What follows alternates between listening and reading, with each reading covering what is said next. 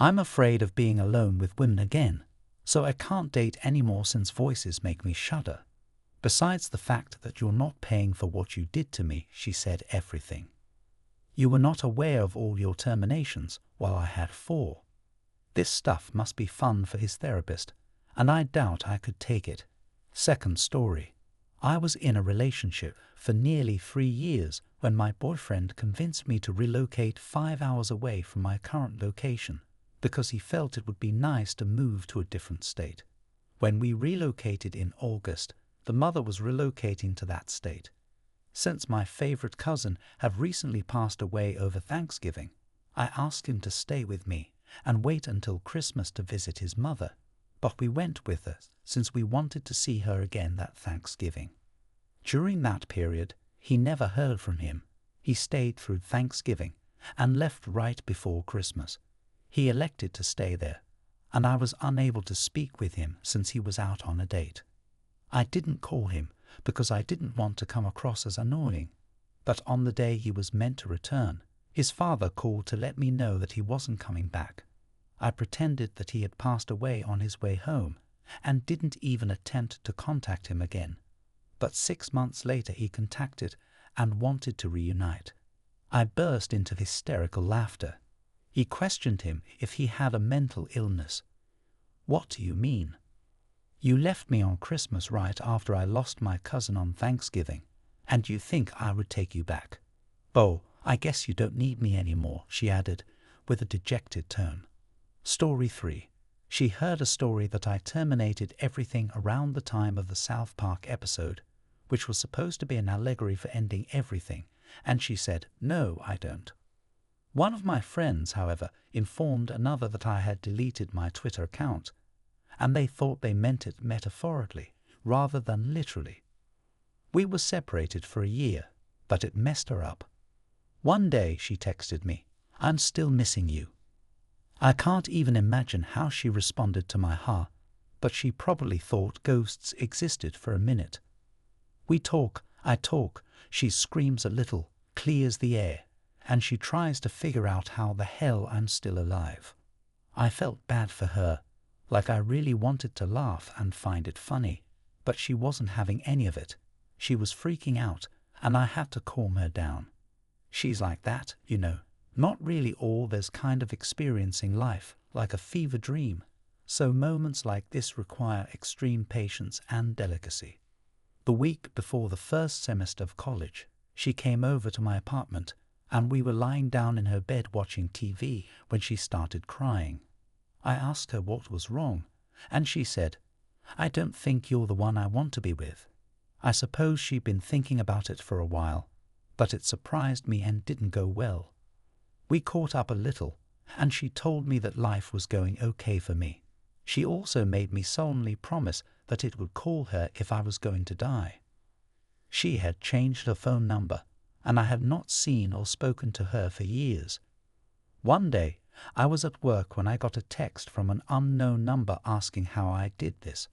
I replied that they had the wrong number, and to my astonishment, they replied, no, I don't. This is coal in a cove right now. Curious, I began to think of a reply, but then I realized who this was. So I said, so did you get dumped or just lied to? And a long CVS receipt came with it, asking how I managed a breakup. She also included a novel in which she admitted what she had done to me when we split up, and that she now understood the anguish I had gone through. It was a strange experience, and I remember feeling awful for her, but I also told her to take things one day at a time. She cheated on me with my best friend and had a baby with him before I moved out, and we went to court for my son and everything.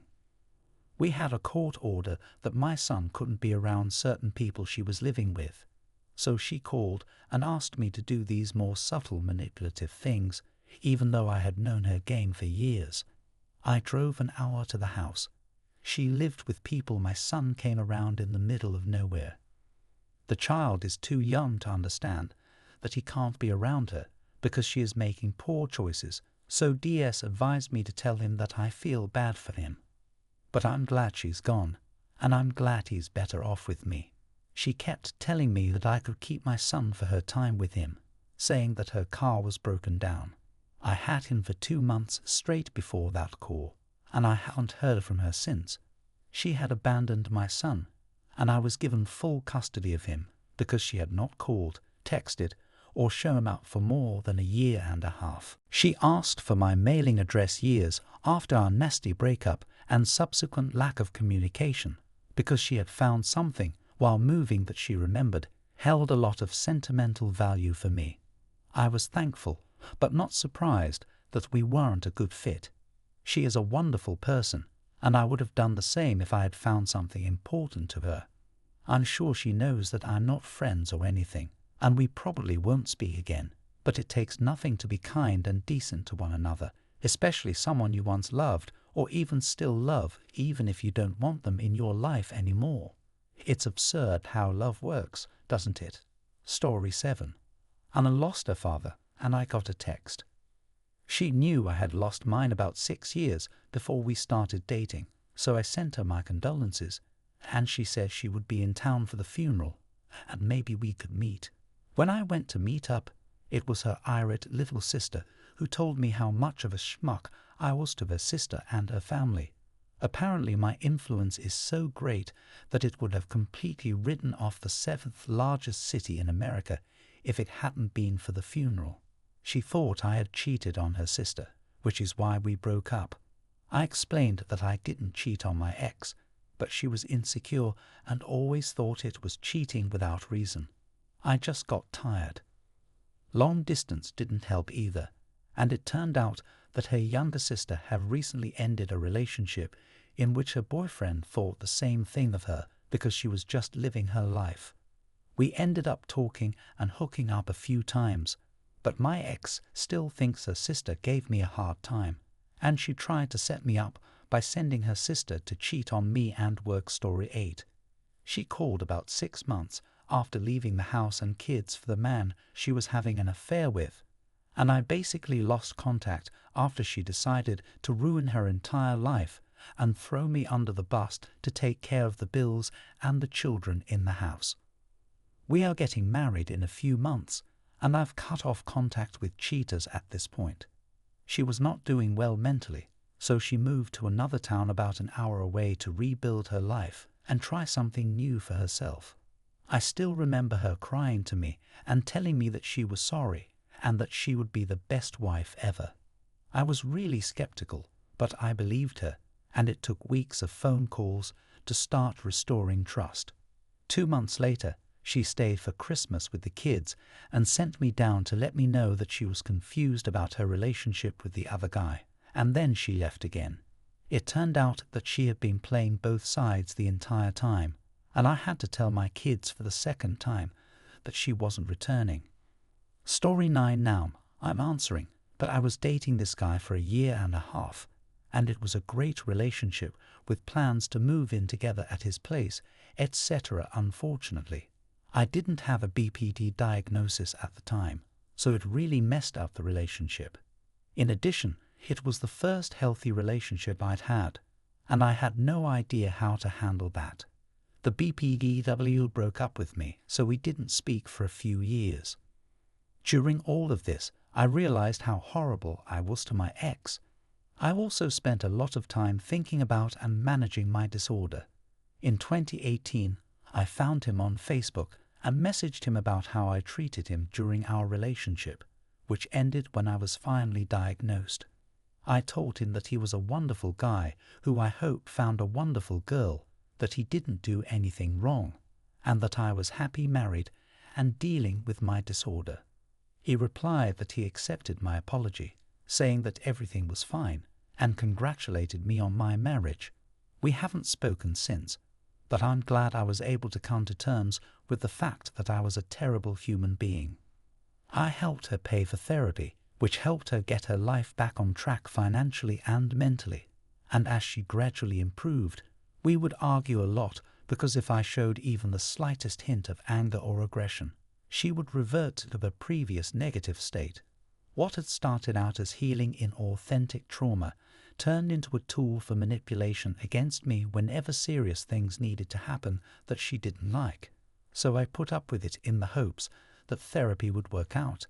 In year 7, I started a high-paying job that consumed a lot of my time and energy, paid her bills, got her a brand new car, got her health insurance through me, and did everything she could possibly want. I never complained about CHS and did my best to keep the household in balance, but she started to break up with me at the end of the year, calling me out of the blue to get a moving truck and remove all of her furniture from our apartment, saying she felt like I didn't care about her anymore, and that I seemed to be absent all the time because I work a few 24-hour shifts a month, usually leaving between 7:30 and 8:00 a.m. I usually get home by 7 or 8 am due to my commute, and she works later than I do. I answered this because I feel bad about knowing that she's having a breakdown and that I'm still angry and bitter about it, but I still love her. I know that it's just enabling bad behavior, and I feel like the biggest piece of trash in the world because she called me in the middle of the night after 6 months of no communication, claiming that I'm a safe haven and the only person she knows who can help her calm down because she can't do it herself. She no longer has the right to date me because she left me, so I can't keep ignoring this empty numbness inside me and sacrificing my ability to move on emotionally, especially since she never reciprocates. It's unfair to me to have to deal with her problems and the emotions that other men make her feel. It's one-sided and really messed me up mentally. I decided to live alone, leading a hermit lifestyle, withdrawn from society as much as possible, quietly going to work, paying my taxes and bills, playing the newest game, painting my 4K minis, writing the indie adventure modules, cucking, sleeping, and repeating story 11 without calling because the guy she let knock her up and marry knows about birth control. Before the LDR thing didn't work out for her, he persuaded her to move halfway across the country free to be together, and then he abandoned her again after their second child. She asked me if I would ever consider dating someone with children, and I told her honestly that at 25 I wasn't ready to raise someone else's children. She became quiet and said she understood. We still communicate and chat occasionally throughout the year, and we've even gone together a few times because circumstances brought us together. She found love again, lost more children, had grandchildren, and now appears to be moving on and dating again. Story 12. Oh my lord, it was the mid-90s, so there was no call, ID, or anything when you picked up. I was living with my now husband and ex, and I had broken up with him a few years earlier, but when I picked up the phone, it was my surprise ex-boyfriend, whom I knew he was dead. I hadn't spoken to him in a few years because I had moved across the country and was attending classes at ex-college with my teacher. Since he didn't know that the teacher was my mother-in-law, I didn't tell him that I didn't want to hang out. I spoke to him honestly for a while, and I didn't feel bad about him. He was basically just my high school boyfriend, and I had moved on. Eventually, it became clear that he wanted to get back together, so I had to dig deep and just say, "I'm so sorry. I wish you the best, but I won't be keeping in touch."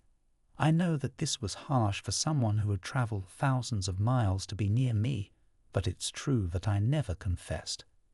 I've never gotten in touch with him, but at this point, I would talk to him, and we could probably be true friends without any drama. He majored in the subject she taught plot twist, and he married a man who had the same name, the same spelling, and even hyphenated their names. He lived in the area, and he took me in when I was 17 years old, and at that time my dad tried to hurt me by paying for my plane ticket out to his state from the PLNW, and we squatted in a derrick trailer that summer. I felt bad because I had broken up with him at the time, but I believed he was trying to get back together, and it wouldn't have benefited either. Story 13. It had been years since we last saw each other, and despite the fact that our relationship is toxic, we kept dating for the wrong reasons until he finally cheated on me and left me for someone else, whom he cheated on immediately. Late one night, I got a call from an unknown number, and when I recognized the area code as being his hometown, he texted me. When I verified that it was him, he became so nervous that it took me 3 days to have a brief conversation with him, maybe no more than 5 back and forth messages. He wanted to apologize for his treatment of me, and he claimed that he had changed and was now more considerate of women.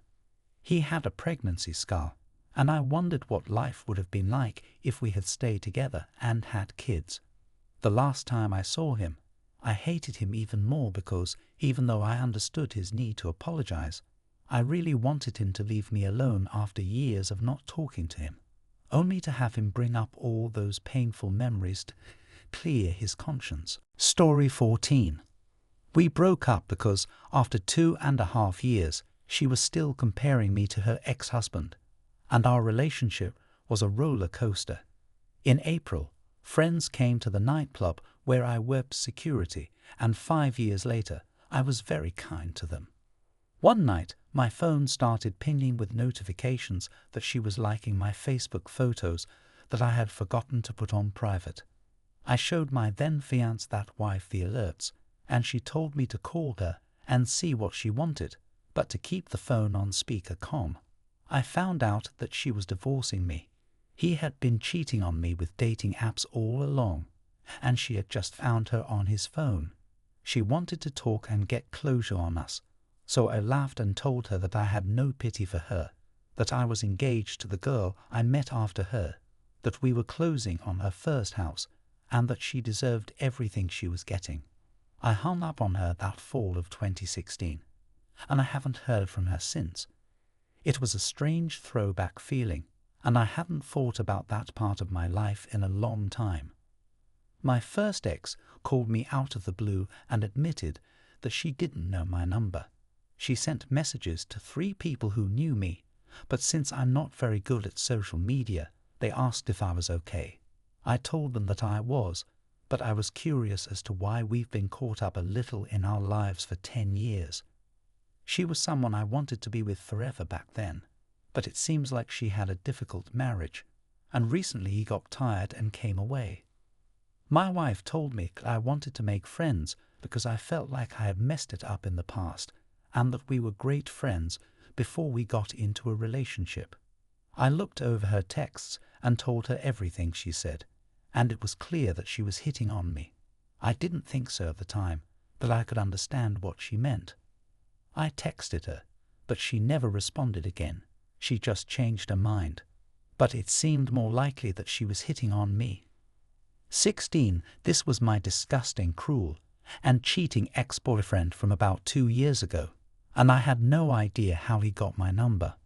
I signed the house over to him the day I moved out, but I didn't want anything to do with him or the house, even though I had paid the mortgage and all the bills, etc. He kept calling when I had just been released from the hospital, but I was still very sick and didn't care about my phone, so I ignored it for days until they finally texted me to identify the person.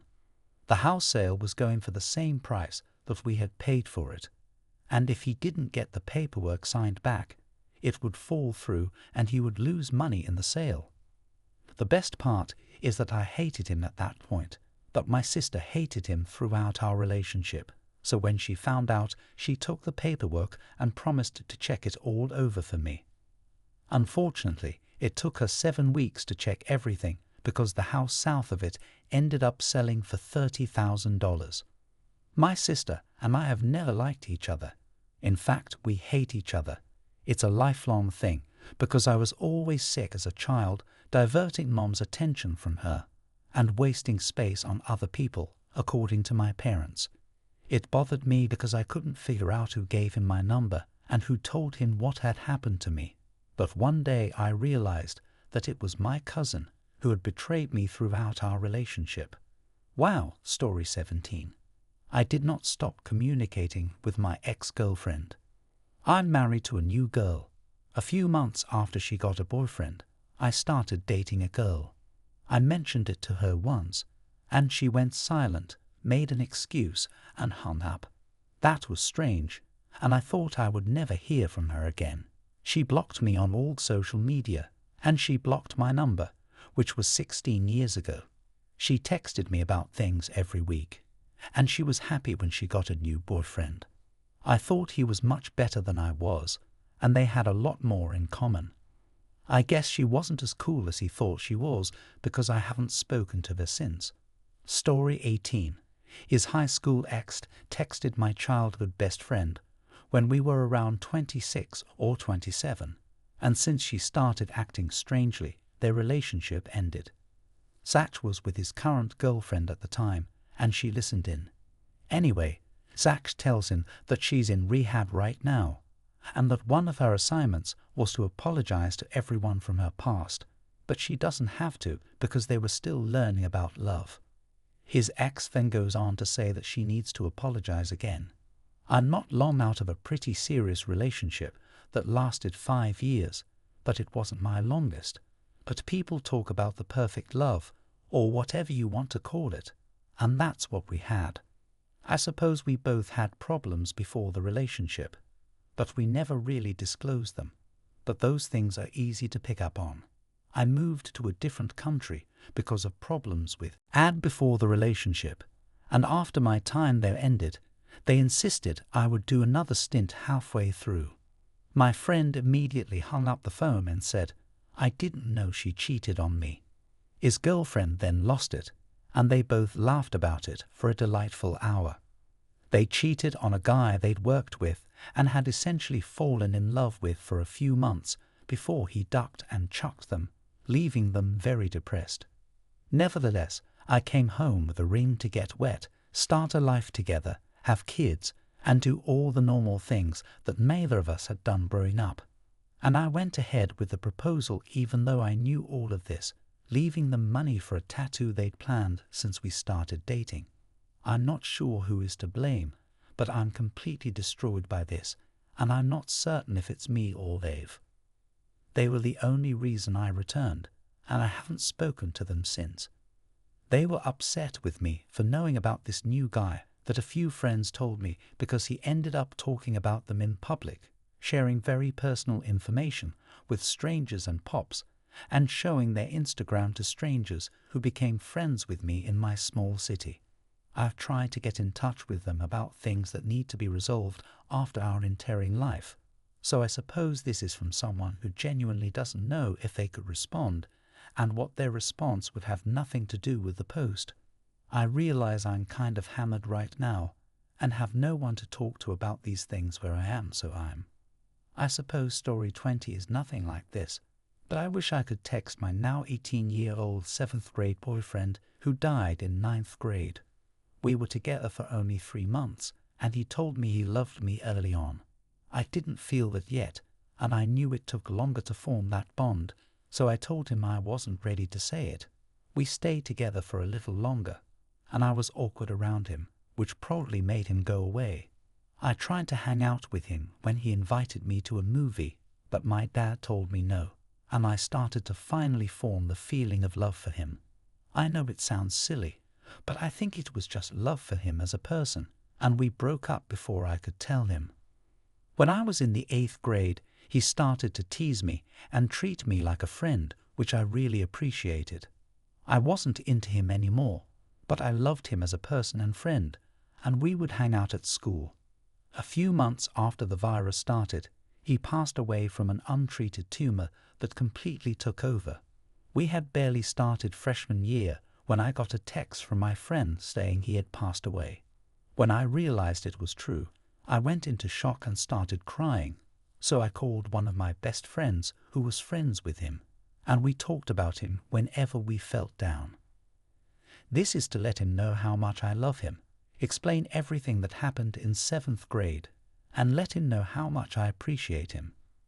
You were very sweet to me, and I'm sorry I couldn't put in the same effort back, because I was scared and anxious and probably not into boys because I'm still learning how to handle things. I wish I had told you I loved you before a relationship ended, but I don't love you the same way, of course, but I still care about you and enjoy being friends with you, and I appreciate how open you were despite our relationship. You were more mature and considerate than any other 13 or 14-year-old, and you taught me everything I knew up until the 10th grade about how to treat people in romantic relationships.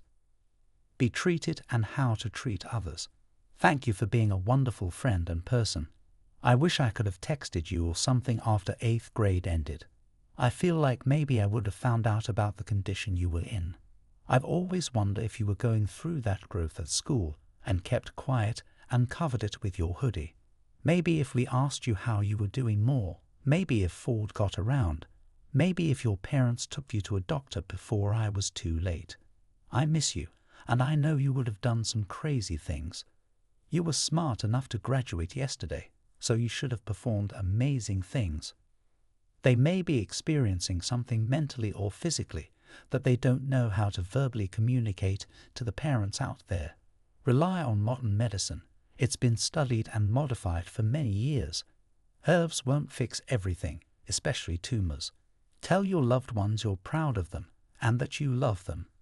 You never know what might happen. Story 21. I had a high school boyfriend who started out fine, but after we broke up, it became kind of toxic.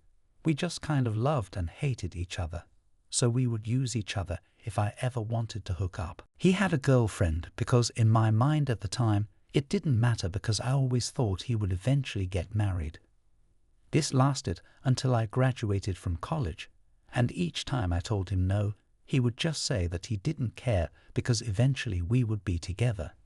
That's when I met my husband, and something clicked. I remember my ex texting me, and I told him no because I was seeing someone, and he told me it didn't matter because he was too, and I'd been seeing the same girl for a while.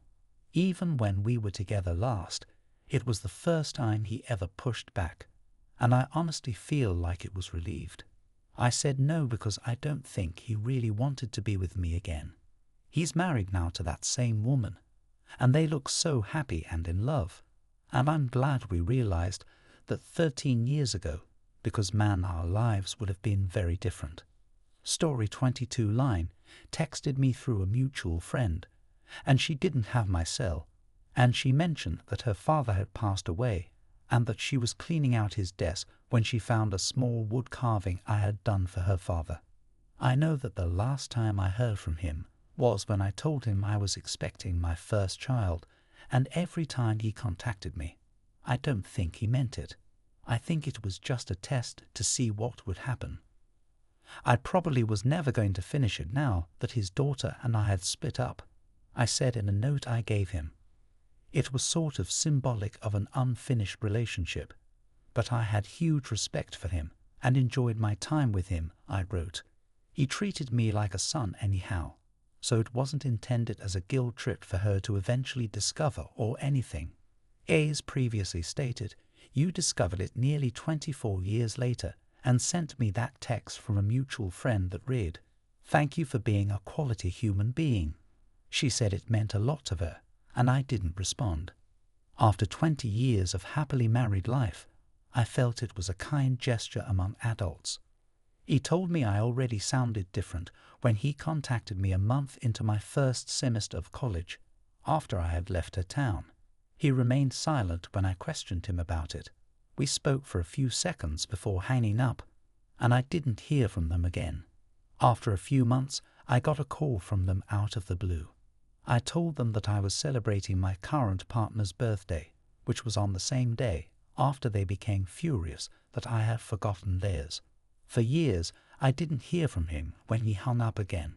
I've left college and started my first job. When I didn't get in touch with them for 10 years, they finally understood that I didn't want anything to do with him. But this axe in particular has promised to attempt to locate me when I'm 40, knock on my door, and propose marriage. He had this grandiose notion that I would be single at 40 and we would reunite, though I'm not sure why he didn't do it when we were just dating. Since then, I've relocated across the nation, removed myself from all social media, found a new partner who seems like the one, and am working on organizing my life. After a flight, my ex sent me a slew of texts on my phone, highlighting how much he liked me in the initial weeks of our relationship. He said that since my friends would shortly be meeting her, I should tell them about her. For a week, this made me feel awful, as she was deciding between me and another guy before ending our relationship. She obviously didn't want it to happen, because these texts informed me that she had messed up with me but didn't want to do it again, and that she was caught between two guys and wanted to meet at his side. She asked me to help her get out of the situation, but I told her that was unacceptable, and that I wasn't going to give one of these guys the same treatment that I received. I added that she might have spent some time by. There is a happy ending because she got married a few weeks before me, but I don't want to ever speak to that person again. Her response was, "Oh sir, you're not over it, huh?" Her lack of concern for the guys she was seeing was startling. It appeared as though she was looking for the most romantic tale she could live and was chasing that sensation by moving from guy to guy. Story 25. After 10 years, we texted each other to catch up and talk about how our lives had changed. The reason it was funny was that she texted me a screenshot of the Elder Squirrel's Oblivion, a game we used to play on the phone. After the breakup, we caught up and heard about each other's lives and personal struggles. I went through a depressive phase and had a lot of family problems. I went to graduate school because I hate myself, and she got married and then got divorced because the man was harsh. They constantly wished I had handled the split better, but we both pulled ourselves out of it individually and are currently dating someone we met after conquering some of those challenges. Although I sincerely wish I had the outlook on life that I do now, I'm glad it ended because I'm content with the person I become. I was a foolish child. I don't think our chat could have helped me grow as a person the way it did, and it seems like she's content as well.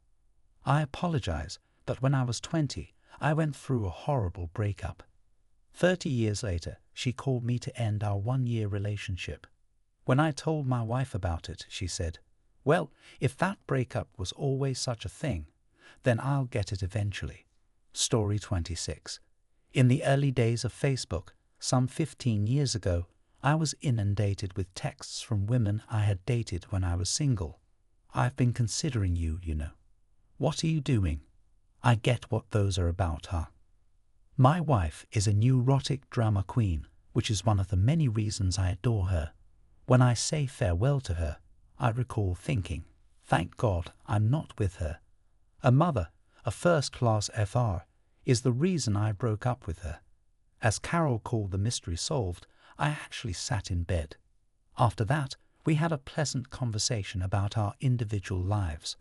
She started up by questioning why we had ever split up, claiming that her marriage was in ruins due to the cash-in.